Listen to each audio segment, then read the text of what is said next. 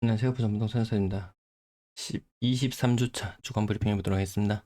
부동산 잘 모르겠어? 나를 따르라, 나를 따르라. 라고 이야기하는 스타 강사를 믿었더니 손실이 엄청나다. 부동산 리딩방 주의보.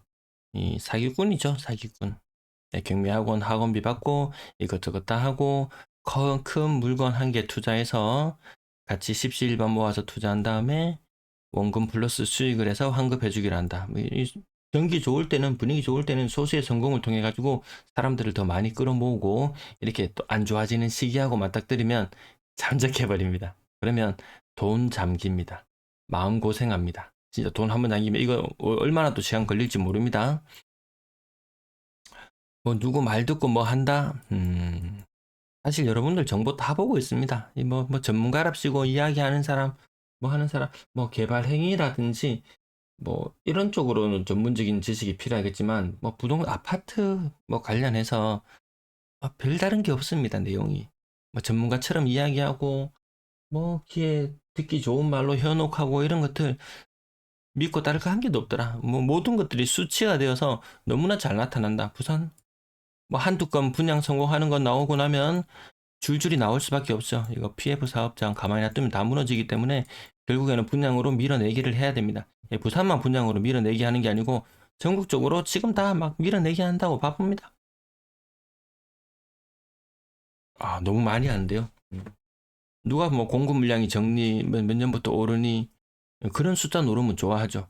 그러면 인구가 줄어드는 것은 그 가운데 핵심층인 청년층이 줄어드는 것은 세대수가 2034년부터 줄어드는 것은 또 이런 이야기를 가지고 오면은 같이 이야기를 쌓기 싫어하죠. 예. 오로지 공급 부족. 예. 뭐 보고 듣고 배운 게 그거밖에 없으니까 그렇게 한정적으로 이야기할 수밖에 없는데 여러 가지를 생각하면 할수록 이게 정말 쉽지 않겠구나 이런 느낌이 많이 들죠. 종부세 폐지하면 집값 폭등할까요? 종부세 얼마나 거치는지 보면요. 정말 종부세가 이 압박감을 주던 시기는 이 종부세가 3조 거치던 것이 4조가 거치고 7조가 거치고 이때 당시에 21년 말 혹은 22년 초에 제가 시뮬레이션 했을 때는 이거 정상적으로 진행되면 곧 있으면 10조 거친다. 9억짜리 집을 두 채 가지고 있어요. 이거 한 채는 내가 살고 한 채는 임대를 하고 임대 수익 거둬서 남는 거보다 이 두 개를 보유함으로 인해서 세금을 내고 나면 사실상 남는 게 없도록 그렇게 시스템적으로 만들어지고 있었거든요. 종부세가 지금 명목상 지금 뭐 정쟁거리밖에 되지 않지 실질적으로 위력은 발휘하고 있지 못하는 그런 상황이에요. 살사람 같았으면 진작에 샀을 거예요. 뭐 종부세 없어지면 사야지, 뭐 하면 사야지, 뭐 하면 사야지 그런 거 잘 없더라고요. 그래서 뭐 종부세가 일정 부분 주택에 대한 더 구매를 자극할 수도 있겠죠. 이 전세 사기꾼들 뭡니까? 전세 사기꾼들이 왜 무너졌습니까? 빌라 막 100채, 200채 사고 하는 과정에서 왜 무너졌습니까?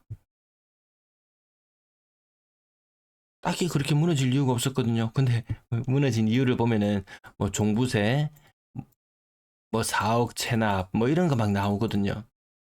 이게 종부세가 다주택 보유하는 걸 억제하는 역할을 해줬었는데, 어, 그렇다고 이걸 폐지하면 고삐 풀린 망아지처럼 미쳐서 날뛸 것이냐? 집이 좀 많다는 그런 것들도 있고, 이게 실질적으로 어떤 반응이 나타날지는, 막상 좀 폐지하고 나면은 그때 좀 살펴봐도 되지 않을까 싶습니다. 당장에는, 와, 저거 뭐 하면 폭등하겠지.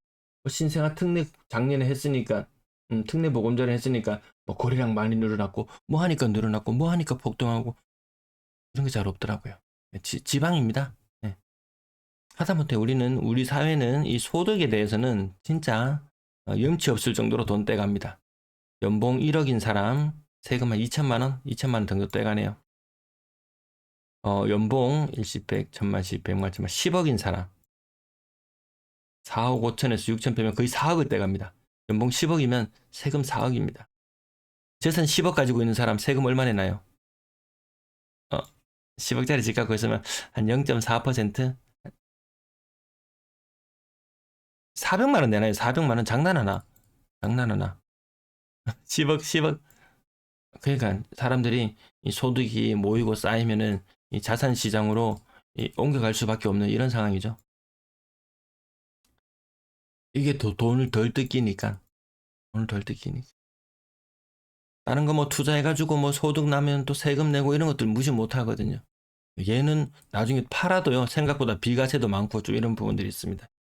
그래서 1주택은 가급적이면 보유하는 방향으로 가자. 단, 지금 시장에서 뭐 웃돈 주고 살 일은 없는 그런 시장이에요.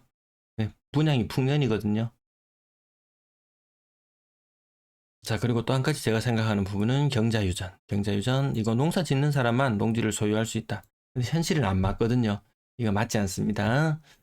그러니까 또 좀 약간 우회적인 방법이 자꾸 나옵니다. 우회적인 방법이 나옵니다. 그냥 4인 간에 농지를 임대하는 것은 안 돼. 하지만 이 농지은행이라고 중간에 이 농어촌 공사에서 이 뽀찌 뜯어먹는 거죠. 중간에서 수수료 명목으로 하면은 여기를 통해서 임대를 하는 것은 가능해. 좀 이상하지 않습니까? 경제유전이라고 해놓고. 그래서 이 경제유전을 왜 들고 왔냐면 비어가는 서면의 상가 1층부터 시작해서 이렇게 엄청나게 비어가는 이 모습들을 봤을 때, 야, 과거에는 농경사회라서 이 농지의 중요성을 이게 헌법에도 명시할 정도로 되어 있는데, 지금 이제 뭐 농지 빌려주고 이거 소작하고 뭐 이런 경우가 많나요? 아니면 뭐 아파트를 빌려주고 상가를 빌려주고 이게 맞나요?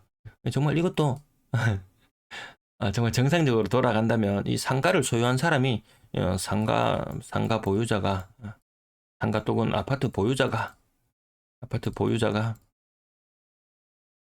건물을 가져야 한다. 건물을 가져야 한다. 아마 이게 맞지 않나 싶습니다. 이거 하면 할수록 이 상가 들어가서 하면 할수록 뭐 해갖고 돈 버는 건 정말 뭐 좀 의문입니다. 궁금합니다. 네, 쿠팡알리 구매 감사합니다.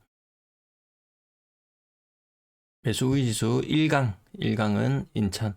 과거 같았으면요, 이 부산이 1강의 자리를, 서울이 분위기 좀 움찔움찔하면은 부산이 1강의 자리를 차지했을 거예요.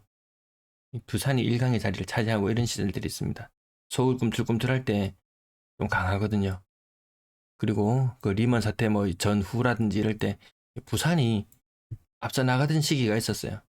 인천은 그에 못 미치죠. 그에 못 미치는. 근데 어느 순간 인천이 부산을 인천이 부산을 능가해버리더니 그때부터 이후로는 2020년, 네, 2020년 이 폭등 이후로는 2위의 위상을 인천이 완전히 꿰차버린 듯한 그런 느낌입니다. 아무튼 대구, 부산, 광주 이게 지금 삼약의 구도를 이루고 있다. 인천 막 치고 올라갑니다. 이거 60 이상까지 올라가지 않으면은 찐 상승장 아니거든요. 서울 30몇 나옵니다. 서울 30몇. 찐 상승장 아니에요. 그리고 지난주 부산 마이너스 0.03, 이번 주 마이너스 0.05. 낙폭이 커지죠. 인천, 서울은 상승폭이 커지고 있는데 전세 상승분마저도 부산 다시 아니거든요. 지난주 0.01에서 부산 보합권까지 전세 지수도 내려와 버렸습니다. 이거 왜 이래 많이 짓는지 모르겠습니다. 왜 이래 많이 짓는지. 여기 왜 이래 많이 짓는지. 주간 거래량. 네, 부산이 줄어들잖아요. 482건. 535, 520, 525, 535, 480. 이 부산만 거래량이 줄어드는 게 아니고 대구가 먼저 스타트를 끊었고 뭐 부산이라든지 아니면 대전이라든지 울산이라든지 광주도 마찬가지. 인천이 거래량 한 주 폭발했지만 이것도 월간으로 놓고 보면은 뭐 그렇게 대단하다까지는 또 아닌 것 같았습니다. 월간 기준으로 아무튼 거래량은 인천이 부산을 계속 능가하고 있는 그런 모양새고, 부산도 그래도 뭐 5월달 거래량 치고는 나쁘지는 않은 흐름이거든요. 그런데도 거래량이 그렇게 확 살아나지는 않습니다. 요거 22주차에 이렇게 시뮬레이션 했었고요. 23주차가 되면 다시 조금 줄어듭니다. 23주차가 되면 다시 조금 줄어듭니다. 대구는 1800건 거래량마저 무너집니다. 2000건, 1800건, 1500건, 1300건. 롯데랑 분위기가 비슷해요.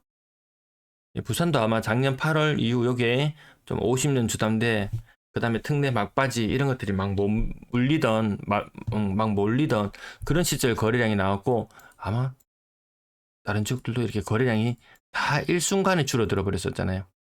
그때 이 느낌이 지금 슬금슬금 난다. 뭐 가을장이 되면 폭등한다. 여름이 비수기다. 여름이 비수기인가요? 부산의 여름은 굉장히 뜨거웠다. 5월, 6월, 7월 굉장히 뜨거웠었다. 이때도 뜨거웠었다. 뜨거웠었다. 여름이 비수기 아니에요. 부동산 시장은 살아나려면 그냥 확 살아나지 뭐 해서 안 되고 뭐 해서 안 되고 이렇게 이유를 붙이기 시작하면 그 시장은 가는 시장이 아니더라고요. 부산이 거래가 제일 안 되네요. 이렇게 뭐가 문제지? 뭐가 문제지? 그 높은 자영업자들 기분 내고 집 사고 해줘야 되는데 안 된다? 그럼 경남 사람들이 와서 사주나? 뭐 배우도시가 얼마가 있으니까 부산은 뭐 끄떡없다. 우리 자체만 300마리다. 경남에도 있다. 울산도 있다. 다 와서 다 우리 거 사준다. 그래서 우리는 아무 문제가 없다.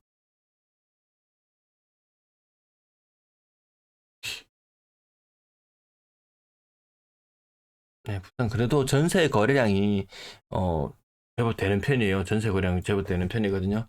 그래서 나중에 뭐 회복하거나 뭐 이런 측면에 있어서는 지금은 대구랑 같이 무너지고 있고 대구 꼬봉인 것처럼 뒤를 졸졸 따라다니면서 좀 분위기가 그렇지만 이 전세 거래는 일단 기본 이 인구는 무시 못하는 부분이 있기 때문에요. 전세 거래가 대구에 한 곱절은 될 겁니다. 나중에 뭐 회복되거나 그런 시장에 갔을 때는 부산이 대구보다는 훨씬 낫겠죠. 대구는 매매도 침체, 전세 시장도 같이 침체. 동반 침체인데 부산은 그나마 전세 거래량이 조금 받쳐주고 있다. 뭐 이거 조금 분홍색으로 보이긴 하지만요. 뭐 인구 100만대 도시하고 크게 견줄 것까지는 없겠고 영남 지방이 젊은 층이 많이 빠져나가서 그런지 또 광주도 마찬가지거든요. 여기도 많이 빠져나가거든요. 전세 거래량 인구 대비로 봤을 때 확실히 부족하네요. 맨날 뉴스 나오거든요. 경상도 지방 젊은 층 1년에 많이 빠져나가고 인구 1% 정도씩 빠져나가는데 그중에 한 80% 정도가 70% 정도였던가요? 그 정도가 19살에서 뭐 49세 사이 다 빠져나가고요. 전체 상황이 그렇게 좋지 않네요. 보니까 또 요 부분을 다시 부각시켜 놓고 보니까 젊은 층이 좀 많아야지 전세 수요로 되고 그 사람이 다시 미래의 주택 구매 수요가 될 수 있을 텐데 그 부분이 많이 부족해 보이긴 하네요. 매물 일주일 전 대비 조금씩 감소하는 모습. 불필요하게 좀 길어지네요. 오늘 좀 줄일게요. 방송을. 매물은 인구 대비를 했을 때 부산이 1등. 1등, 2등 엎치락뒤치락입니다. 전세 매물 대구가 1등, 부산이 2등. 요 비슷하게 갈 때가 있었는데 부산이 확실히 전세 거래는 대구보다 확실히 활발한 건 맞습니다. 아파트 1.6세대당 67세대당 아파트 한 채. 물량 폭탄 터졌다 미쳤다 난리 났다고 이야기하는 대구가 1.6세대당 한 채. 도찐 개찐이죠. 뭐 인천 다 비슷합니다. 참고로 보시자면 서울은 이 정도의 모습. 광주는 이 정도의 모습. 사실 분위기 제일 안 좋아야 되는 건 광주인데. 네. 아파트 개수, 부산 아파트 개수 93만 개, 93만 개 기억하시죠? 인구는 서울의 3분의 1. 아파트는 서울의 절반. 네, 시청 감사합니다.